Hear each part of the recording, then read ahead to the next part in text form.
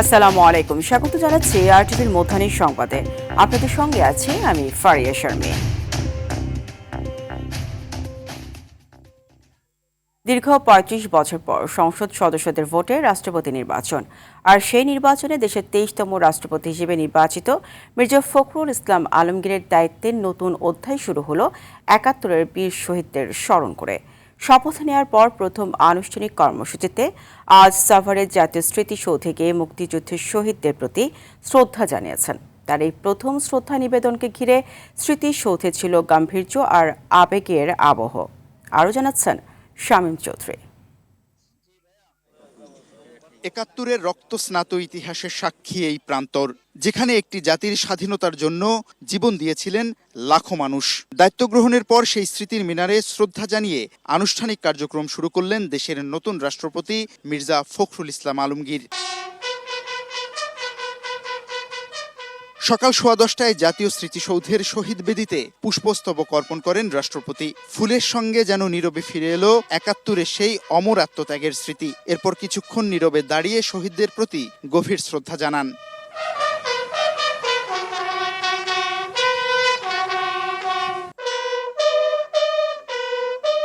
নিস্তব্ধ সেই প্রাঙ্গণে তখন বিউগলে বেজে ওঠে করুণ সুর। মুক্তিযুদ্ধের শহীদদের স্মরণে রাষ্ট্রপতিকে গার্ড অব অনার দেয় ৩ বাহিনীর চৌকস দল। এরপর পরিদর্শন বইয়ে স্বাক্ষর করেন রাষ্ট্রপতি মির্জা ফখরুল ইসলাম আলমগীর। ৭১-এর বীর শহীদদের রক্তের বিনিময়ে অর্জিত রাষ্ট্রের সর্বোচ্চ সাংবিধানিক পদে বসে মির্জা ফখরুল ইসলাম আলমগীরের আনুষ্ঠানিক শ্রদ্ধা নিবেদন যেন ইতিহাসের কাছে নতুন অঙ্গীকার।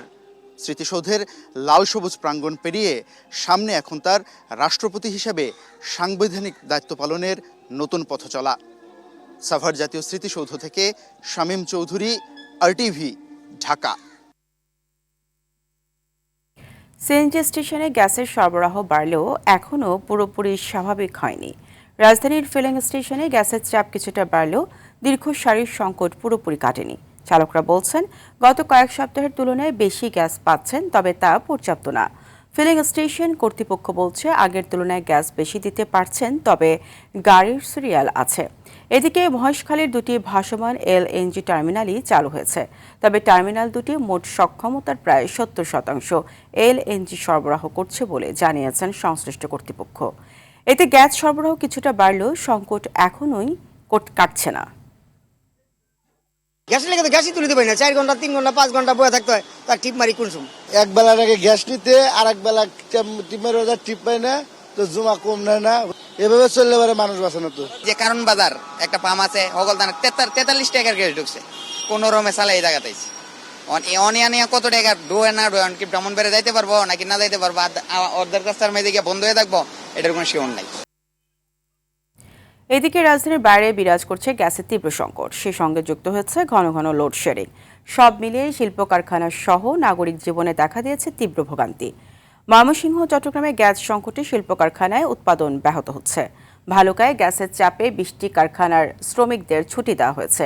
এদিকে মহেশখালীর এলএনজি টার্মিনালের জটিলতায় চট্টগ্রামের সরবরাহ কমে ১৫০ মিলিয়ন ঘনফুটে নেমেছে।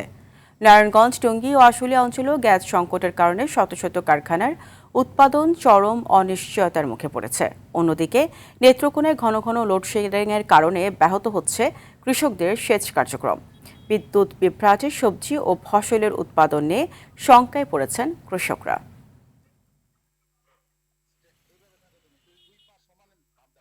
গ্যাস সংকটের আরও খবর জানাতে গাজীপুরের টঙ্গী থেকে সরাসরি যুক্ত হচ্ছেন সহকর্মী নাইমুল হাসান। নাইমুল, গ্যাস সংকটের প্রভাবে টঙ্গীতে কেমন দেখছেন? এছাড়া সেখানকার জনজীবন এখন কি অবস্থা জানাবেন। আজকে কিন্তু সাপ্তাহিক ছুটির দিন, অর্থাৎ শনিবার থাকা সত্ত্বেও কিন্তু আমি যে ফিলিং স্টেশন অর্থাৎ এখানে দাঁড়িয়ে আছি, সেখানে কিন্তু গ্যাসের তীব্র সংকট আছে। তাছাড়া টঙ্গীর যে ফিলিং স্টেশন গুলো, সেগুলোতে আসলে ঘন্টার পর ঘন্টা দাঁড়িয়ে থেকেও কিন্তু গ্যাসের যে চাপ সেটি কিন্তু পাচ্ছেন না এখানকার যারা গ্যাস নিতে এসেছেন। এবং ফিলিং স্টেশনে যারা কর্তৃপক্ষ রয়েছে তারা বলছেন যে তারা গ্যাসের যে চাপ সেটি তারা সকালবেলা পেলেও কিন্তু এখন দুপুর হয়ে গিয়েছে, তারা কিন্তু গ্যাসের চাপ আবার ধীরে ধীরে কমতে শুরু করেছে। তাছাড়া আজকে শনিবার পোশাক শিল্পের যে সহযোগী প্রতিষ্ঠানগুলো, সেই প্রতিষ্ঠানগুলোতে কিন্তু গ্যাসের চাপ নেই এবং তারা কাজ করতে পারছেন না। আমি গতকাল বিভিন্ন কারখানায় ঘুরে দেখেছি। আসলে শুক্রবার থাকায়, অর্থাৎ ছুটির দিন থাকায় কিন্তু কারখানা মালিকরা গ্যাস এর চাপ বাড়তে পারে বলে তারা কিন্তু কারখানা চালু রেখেছিলেন, তবে তারা কাঙ্ক্ষিত গ্যাসের চাপটি পাননি। তাছাড়া কারখানা কর্তৃপক্ষ আমাদেরকে জানিয়েছেন যে এভাবে যদি চলতে থাকে তাহলে লোডশেডিংয়ের মাত্রা কিন্তু আরো বাড়বে। আর তাছাড়া আমি যে ফিলিং স্টেশনটিতে দাঁড়িয়ে আছি, সেখানে কিন্তু আমার পেছনে প্রায় শতাধিক গাড়ি ঘন্টার পর ঘন্টা দাঁড়িয়ে আছে এবং তারা যে পরিমাণ গ্যাসের চাহিদা রয়েছে, তারা সর্বোচ্চ আজ 200 টাকা পর্যন্ত গ্যাস নিতে পারছে। আর এর জন্য 3 থেকে 4 ঘন্টা কিন্তু দাঁড়িয়ে থাকতে হচ্ছে। তো এই ছিল গাজীপুরের টঙ্গী থেকে গ্যাস সংকটের সর্বশেষ। পারিয়া। নামিল, আপনাকে ধন্যবাদ। কলকাতার নিউ মার্কেট এলাকায় হোটেলে ভয়াবহ অগ্নিকাণ্ডে নিহত বাংলাদেশিদের মরদেহ ফিরছে আজ। এর মধ্যে কুষ্টিয়ার সাংবাদিক দেবাশিস দত্ত সহ একই পরিবারের 4 জন রয়েছে। নিহত অন্য বাংলাদেশি হলেন সাভারের আমিনবাজার এলাকার কসমেটিক্স ব্যবসায়ী বাবু আহমেদ। এই 5 জনের লাশ বেনাপোল স্থল বন্দর দিয়ে দেশে আসবে, আর সাতক্ষীরার আলিমুজ্জামান সাজুর মরদেহ ভোমরা স্থল বন্দর দিয়ে দেশে আসার কথা রয়েছে। একই জেলার নিহত রেবতী সরকারের মরদেহ ভারতে সৎকারের বিষয়ে তার পরিবারের পক্ষ থেকে আগ্রহ প্রকাশ করা হয়েছে। এর আগে শুক্রবার দেশে ফেরার কথা থাকলেও প্রয়োজনীয় ছাড়পত্র ও এনওসি জটিলতায় তা সম্ভব হয়নি। গত 19 আগস্ট কলকাতার নিউ মার্কেট এলাকার শিখা ইন হোটেলে ভয়াবহ অগ্নিকাণ্ডে 9 জন নিহত হন। এর মধ্যে 7 জন বাংলাদেশি নাগরিক।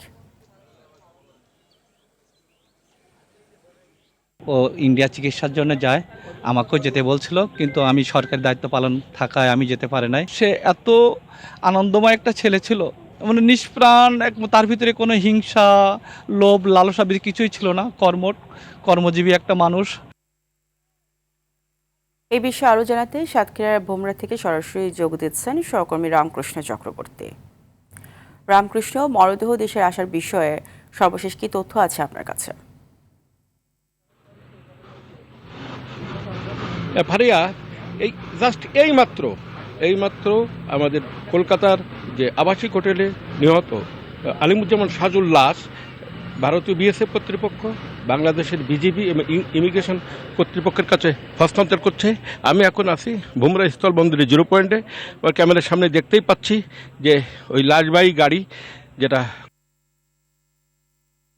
ঘোদাডাঙ্গা আনা হয়েছে এবং ঘোদাডাঙ্গা চেকপোস্ট, সেই ইমিগ্রেশন চেকপোস্টে যে আনুষ্ঠানিকতা শেষ করতেই প্রায় 2 ঘন্টা সময় নিয়েছে।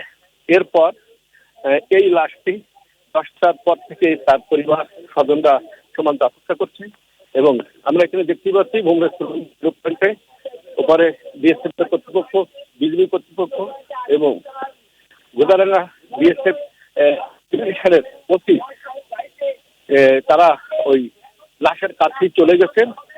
ভারতীয় যে লাশবাহী পিকআপটি আমরা দেখানোর চেষ্টা করছি। এখনই এই আলিমুজ্জামান সাজুর লাশ বাংলাদেশ কর্তৃপক্ষের কাছে ভারতীয় ইমিগ্রেশন এবং বিএসএফ কর্তৃপক্ষ হস্তান্তর করছে। গত বুধবার রাতে কলকাতার হোটেল শিখা ইনে যে মর্মান্তিক অগ্নিকাণ্ডে নিহত হয়েছিল যে 9 জন, তার মধ্যে 7 জন শুধু বাংলাদেশের। এর মধ্যে সাতক্ষীরা জেলার 2 জন, আলিমুজ্জামান সাজু, তার বাড়ি কালীগঞ্জ উপজেলার মহাশাহ গ্রামে, এবং আরেকজন একই উপজেলার তেতুলিয়া গ্রামের রেবতী সরকার। আমি রেবতী সরকারের পরিবারের কাছ থেকে খোঁজ নিয়ে জেনেছি গত রাতেই রেবতী সরকারের লাশ তার নিকটাত্মীয়রা গ্রহণ করেছে এবং কলকাতার একটি শ্মশানে তার লাশ দাফন করা হয়েছে। এখন এই আলিমুজ্জামান সাজুর যে লাশ, সেই লাশের যে হস্তান্তর প্রক্রিয়া আপনারা দেখতেই পাচ্ছেন যে এখনই ওই লাশবাহী যে গাড়ি থেকে ওই আলিমুজ্জামান সাজুর লাশ এখনই নামানো হচ্ছে। এখান থেকে এই লাশ ভুমরা ইমিগ্রেশনের আনুষ্ঠানিকতা শেষে তার নিজ বাড়ি কালীগঞ্জ উপজেলার বরায়া গ্রামে পাঠানো হবে এবং সেখানে জানাজা নামাজ শেষে তার গ্রামের বাড়িতে পৈতৃক বাড়িতে তার এই লাশ দাফন করা হবে। এটাই ছিল ভুমরা স্থলবন্দর থেকে এই সর্বশেষ ফারিয়া। আপনাকে ধন্যবাদ। জয়পুরহাটের পুরানাপুল এলাকায় চিলাহাটি থেকে রাজশাহীগামী বরেন্দ্র এক্সপ্রেস ট্রেনের কয়েল স্প্রিং ও বডি ভেঙে বিকল হয়ে পড়েছে। এতে উত্তর অঞ্চলের সঙ্গে ট্রেন যোগাযোগ বিচ্ছিন্ন হয়ে পড়েছে। তবে চালক ও পরিচালকের তৎপরতায় বড় ধরনের দুর্ঘটনা থেকে বেঁচে গেছেন শত শত যাত্রী। তবে আকস্মিক এই বিকলের কারণে পার্বতীপুর, সান্তাহার, রাজশাহী ও ঢাকাগামী রুটসহ উত্তরাঞ্চলের ট্রেন যোগাযোগ সম্পূর্ণ বন্ধ রয়েছে।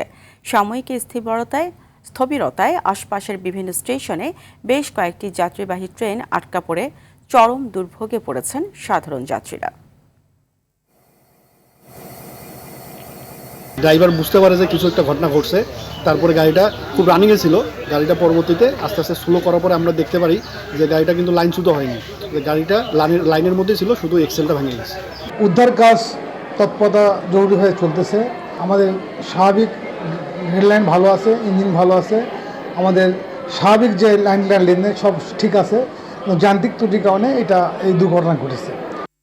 মধ্যাহ্নের সংবাদ এ পর্যন্তই। দুপুরের সংবাদ 2:15টায় দেখার আমন্ত্রণ রইল। ধন্যবাদ সবাইকে।